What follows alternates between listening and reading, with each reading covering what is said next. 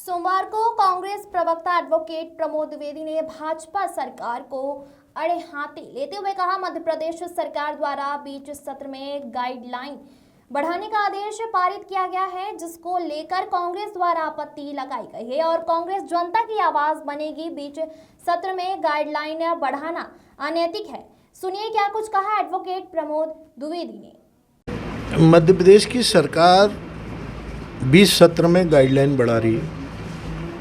कानून है कि ये कानून उच्च न्यायालय के आदेश पर बना। कानून से ऊपर मुख्यमंत्री का मौखिक आदेश नहीं हो सकता। कानून में आपको अमेंडमेंट करना पड़ेगा। क्या मंशा है सरकार की? सरकार का कहना है कि राजस्व अधिक मिलेगा, उससे विकास होगा। तो अभी तक जो राजस्व आपको मिलता आ रहा है, फिर आपको कर्जा क्यों लेना पड़ रहा है?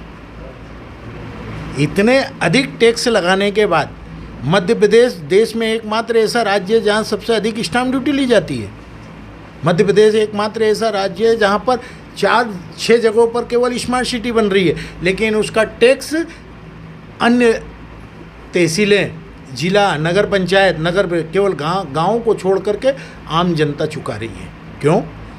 आप विकास कर रहे हैं। विकास समानता का मतलब होता है। और मैं उदाहरण देकर के आपको सिद्ध करना चाहूँगा कि कमलनाथ जी की सरकार आई थी, बीजेपी की गाइडलाइन, उनके सरकार द्वारा निर्धारित गाइडलाइन में ही उन्होंने 20% की कमी कर दी और कुछ दस्तावेजों में स्टाम्प ड्यूटी की कमी कर दी। कोरोना काल चल रहा था, लोग घरों से निकलना नहीं चाहते थे, डरे हुए थे। स्कैन करने में कोरोना आप पर आ सकता था। ऐसी विषम परिस्थितियों में इंदौर ने लक्ष्य से 100 करोड़ अधिक राजस्व प्राप्त किया। पूरे मध्य प्रदेश में प्राप्त हुआ। क्यों? क्योंकि गाइडलाइन कम थी, पारिवारिक विवाद कम हुए, परिवार में समझौता हुआ, सरकारी दफ्तरों से दस्तावेज निकले, न्यायालयों में समझौता हुआ, वहाँ से दस्तावेज निकले और पंजीयन कार्यालय में आ गए। गाइडलाइन कम थी, आयकर विभाग में समझौता हुआ और आदमी यहाँ रजिस्ट्री कराने आ गया। क्रेता और विक्रेता के बीच में संवाद हो गया, दस्तावेजों की संख्या बढ़ गई। ये कांग्रेस का उदाहरण था। आपके उदाहरण में आपने 20 सत्र में फिर गाइडलाइन बढ़ाई। मैं पूछना चाहता हूँ कि मंत्रियों को नई कार देने के लिए या स्वयं के लिए हेलीकॉप्टर खरीदने के लिए? इवेंट चला रहे हैं आप। इवेंट की सरकार है और इवेंट की ऐसी सरकार कि इन्वेस्टर मीट आप उद्योगपतियों के लिए करते हैं और उद्योग की ज़मीन पर जो 40% छूट का प्रावधान था वो ख़त्म कर देते हैं। एक तरफ उनको बुला रहे हैं, दूसरी तरफ उनकी सुविधा छीन रहे हैं। ये इवेंट की सरकार है।